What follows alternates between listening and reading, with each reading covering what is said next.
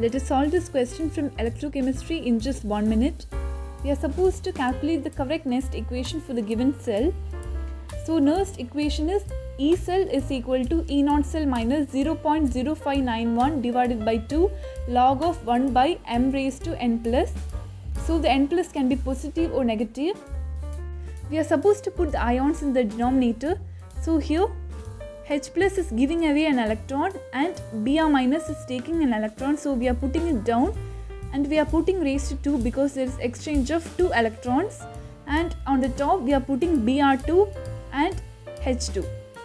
So the equation is E cell is equal to E naught cell minus 0.0591 divided by 2 log of Br2 H2 divided by H plus square and Br square.